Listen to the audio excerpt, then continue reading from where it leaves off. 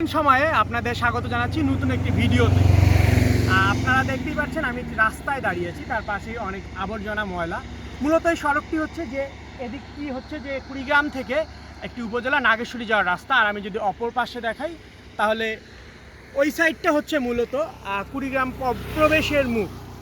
তো এই রাস্তাটা অনেক দিন ধরেই এভাবেই ছিল, কিন্তু মাঝখানে 2-3 মাসের মধ্যে এখানে কুড়িগ্রাম পৌরসভা কর্তৃক ফেলা হচ্ছে কিছু আবর্জনা, যেগুলো প্রকাশ্যে উন্মুক্ত স্থানে ছড়িয়ে ছিটিয়ে আছে এবং সেখানে নানা রকমের মাছি এবং দুর্গন্ধ সৃষ্টি হচ্ছে, যার ফলে পথচারীরা অত্যন্ত দুর্ভোগের শিকার হচ্ছে। অনেকে এই পথ দিয়ে যাওয়া বন্ধ করেছে এবং অনেকে যাওয়ার সময় নাক চেপে ধরে যাচ্ছে। আমি যে কথাগুলো বলছি এখানেও যথেষ্ট পরিমাণ গন্ধ এবং দুর্গন্ধ আসছে।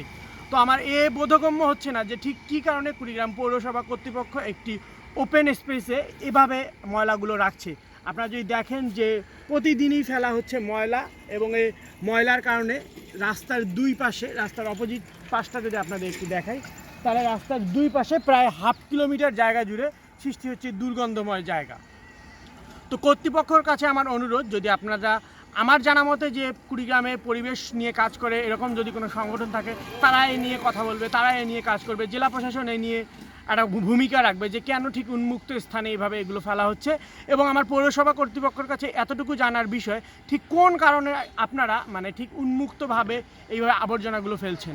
আমরা ঢাকার যদি কথা চিন্তা করি, আমরা যদি অন্য কোনো স্থানের কথা চিন্তা করি, তাহলে প্রত্যেকটি ময়লা আবর্জনা ফেলার জন্য একটি ল্যান্ডফিল থাকে এবং এটি শহরের সিটি কর্পোরেশন অথবা পৌর একটা নির্দিষ্ট জায়গা থাকে যেখানে এই ময়লাগুলো ফেলা হয় এবং জায়গাটি উন্মুক্ত থাকে না, যেখানে খুব কম মানুষজন চলাচল করে। ঠিক ওই রকম একটা জায়গায় একটি ল্যান্ডফিল করা হয়।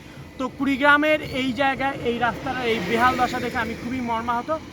আশা করি এই সমস্যার সমাধান হবে। আমার এই খুদে বার্তাটি পৌঁছে যাবে নির্দিষ্ট কর্তৃপক্ষের কাছে। সে পর্যন্ত ভালো থাকুন, সুস্থ থাকুন। আল্লাহ হাফেজ।